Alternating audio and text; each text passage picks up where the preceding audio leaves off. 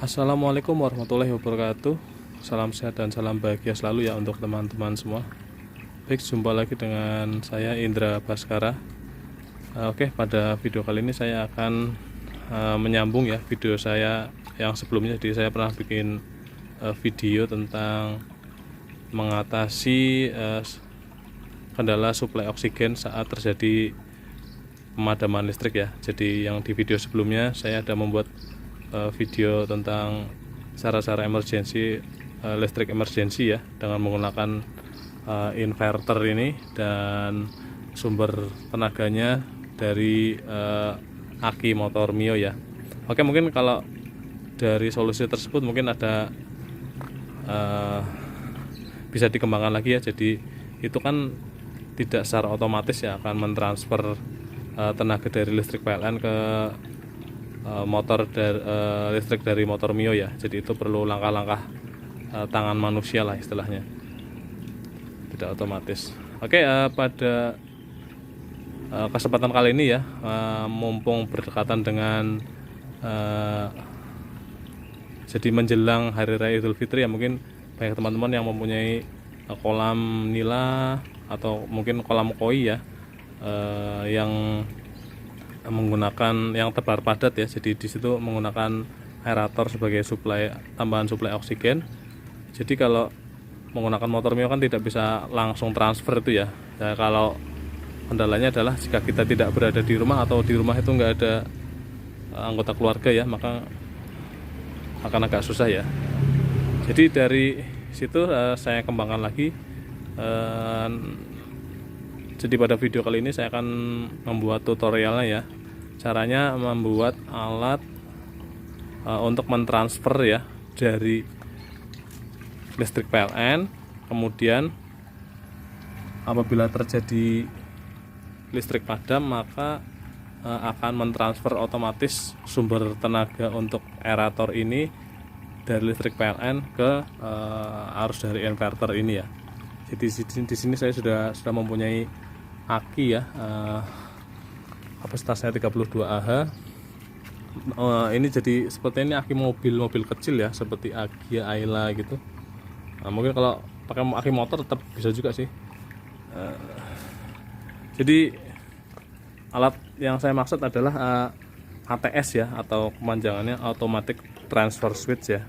Jadi ini ATS sederhana terbuat dari relay Omron. Nah ini harganya murah ya, cuma 35.000 nih, masih ada harganya. Kemudian tambah dengan ada adapternya ya, bukan adapter sini namanya apa, terminal kontaknya. Jadi di sini di relay ini mungkin sedikit teknis ya, enggak apa-apa ya. Ada dua kontak normally close dan dua kontak normally open ya. Jadi dua kontak itu yang kita gunakan untuk mentransfer energi listriknya ya. Oke, coba ini untuk sekarang ini kan, untuk sekarang ini listriknya masih mengandalkan dari PLN ya. Jadi saya kalau tambahan ya, kalau untuk emergency yang saya hidupkan adalah aerator yang kecil ini saja. Jadi ini sebagai aerator utama ya, karena aerator yang tambahan ini sebenarnya saya fungsikan juga untuk airliftnya ya. Tapi kalau untuk emergency, kalau menurut saya ini sirkulasi tidak perlu dilakukan, tidak apa-apa ya. Jadi yang perlu adalah aerator utamanya saja. Oke, kita praktekkan saja cara-cara instalasinya. Oke, yang pertama kita lepas dulu ya dari sumber PLN. Kemudian aerator kita tancapkan ke output dari ATS-nya ya. Setelah itu kita connect aliran listrik yang dari sumber inverter aki ya. Kita konekkan, diatur sedemikian rupa ya teman-teman, biar aman. Ini juga hati-hati ya saat megang-megang ATS-nya, ada bagian yang terbuka itu bertegangan. Kemudian kita connect juga yang dari sumber PLN ya teman-teman.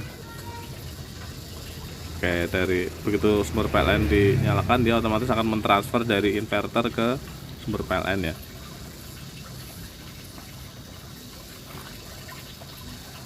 Jadi nanti ini di relaynya itu akan terlihat ya mekanismenya apabila dia mentransfer sumber listrik ya dari PLN ke inverter ya. Nanti akan kita coba lepas kemudian sambung kembali ya sumber dari PLN ya. Akan terdengar juga suaranya juga nanti terlihat ini karena casingnya memang dibuat transparan ya. Oke, kita coba lepas.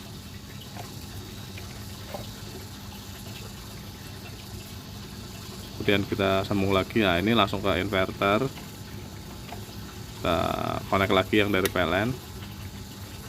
Oke, terlihat ya mekanismenya gerakan saklar di dalam ya teman-teman ya. Oke, sekarang kita tes mematikan dari sumber utamanya ya. Jadi ini dari saklar yang LCP yang menuju ke kolam ya. Oke ya, jadi yang aerator yang kecil ya, yang LP10 masih menyala ya teman-teman ya. Jadi itu masih hidup karena sudah ditransfer dari aki ya. Jadi ini nanti saat listrik padam otomatis akan mentransfer ya sumber listriknya dari PLN ke sumber yang dari inverter ya teman-teman ya.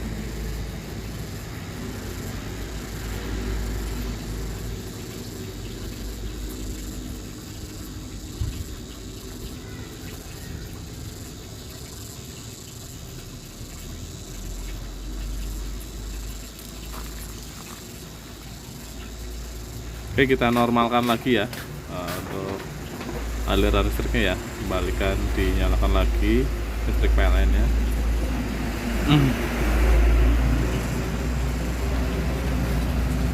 Ya, tetap nyala ya yang aerator LP10 nya ya.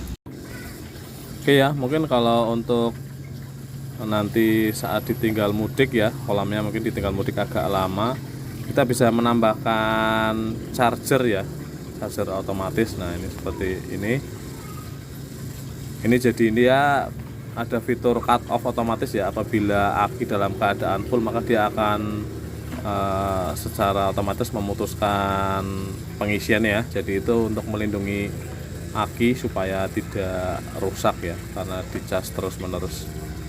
Oke, kita connect saja langsung ke kutub positif dan negatifnya ya. Hati-hati ya ini teman-teman ya, untuk connectnya jangan sampai terbalik. Kita pastikan terconnect juga dengan kuat. Oke, kemudian kita sambungkan ya ke sumber PLN-nya ya.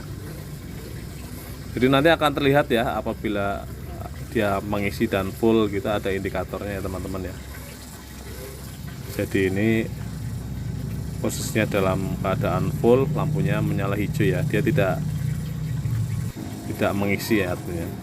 Oke, nah ini posisi merah mengisi dia, nanti di momen dia full dia akan pindah ya lampunya ya menjadi lampu hijau ya.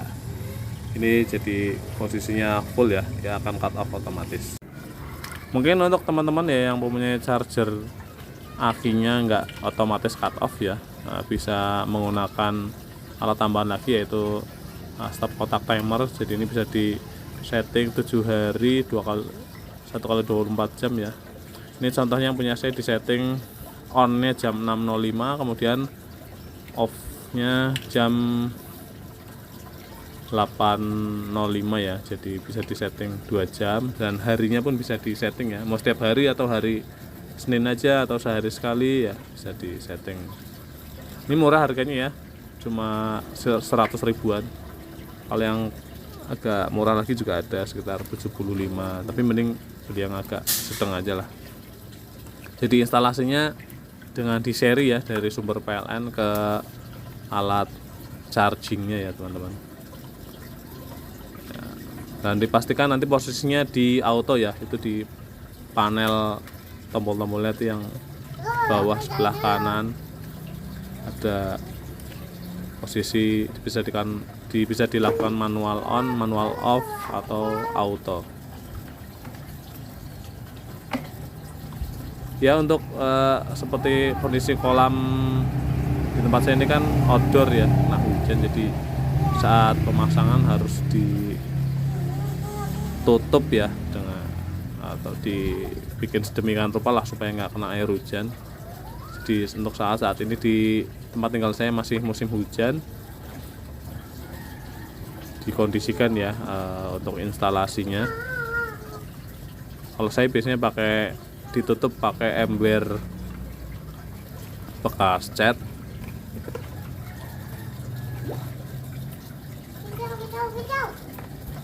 Nah, ini sudah aman dari air hujan ya, dan tetap ada aliran udara ya untuk sirkulasi panasnya ya teman-teman.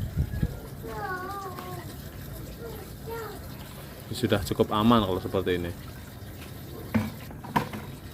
Kemudian mungkin ada teman-teman yang ingin mengetahui wiring diagramnya dari instalasi ATS-nya ini. Berikut ini sudah saya gambarkan ya wiring diagramnya. Ya, nggak terlalu rumit kok sebenarnya. Nah, ini jadi ini yang dikotai warna pink ini adalah relay omronnya ya. Nah, ini kemudian ini ada koilnya untuk menggerakkan kontak-kontaknya. Di sana jadi ada 8 kontak ya. Kemudian ini yang menuju ke aerator. Nah, ini yang sumber dari inverter, kemudian yang atas sumber dari PLN.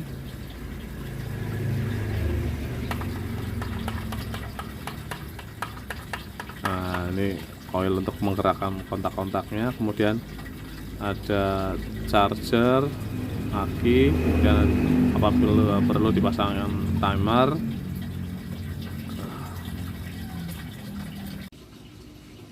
Ya teman-teman ya, ini detail instalasinya ya. Jadi ini yang dari sumber listrik PLN kan ada 2 kabel fasa dan netralnya. Ini di connect ke pinggir sini sama pinggir sini, kemudian dikoppel juga dengan yang menuju ke pengecasan ya, ke charging akinya. Nah, kemudian yang sumber dari inverter ini yang tengah ya, 2 ini kanan kiri fasa netral, bolak-balik tidak masalah ya. Nah, ini jack yang menuju ke inverter. Kemudian yang dari listrik PLN ini kanan dan kiri pinggir ini dikoppel ke coil ya, untuk menghidupkan saklar NO nya menjadi opennya menjadi close ya. Ini kemudian ini bebannya menuju ke arah inverter ya. Jadi gini teman-teman kalau dari atas. Jadi ini relay, kalau di toko-toko bilangnya beli relay Omron ya. Ini harganya sekitar 30-35.000. Cuma ini mereknya bukan Omron ini kelas 2 aja ini. Nah, di relaynya ini pun terdapat diagramnya ya. Nah, ini ada angka-angkanya juga, nanti bisa dikonek dengan yang sini, dengan istilahnya apa, terminal kontaknya ya. Jadi ini memasangnya nggak mungkin kebalik ya, karena udah ada pinnya ini. Pasang aja. Oke ya, mudah-mudahan cukup jelas ya teman-teman detail instalasinya. Baik, mungkin ada teman-teman yang berpikir, wah mending beli UPS ya daripada ruwet-ruwet bikin ATS sendiri seperti ini ya. Jadi yang perlu diingat bahwa harga UPS itu kan nggak murah ya. Ada yang murah, itu saya cek di marketplace harga sekitar 700 ribuan ya. Tapi itu kapasitas energi listriknya kan sangat kecil ya. Jadi itu. Kemudian juga apabila ada bagian yang rusak, biasanya nanti akan dianggap rusak semua ya. Tapi kalau ATS rakitan seperti ini, apabila ada bagian yang rusak maka hanya akan diperbaiki yang bagian rusak itu saja ya. Baik, mungkin cukup sekian ya video dari saya kali ini. Apabila teman-teman menyukainya silahkan tekan tombol like, dan saya ingin mengucapkan terima kasih untuk teman-teman yang sudah subscribe ya. Untuk teman-teman yang belum subscribe silahkan tekan tombol subscribe. Oke, salam sehat dan salam bahagia selalu untuk teman-teman semua. Wassalamualaikum warahmatullahi wabarakatuh.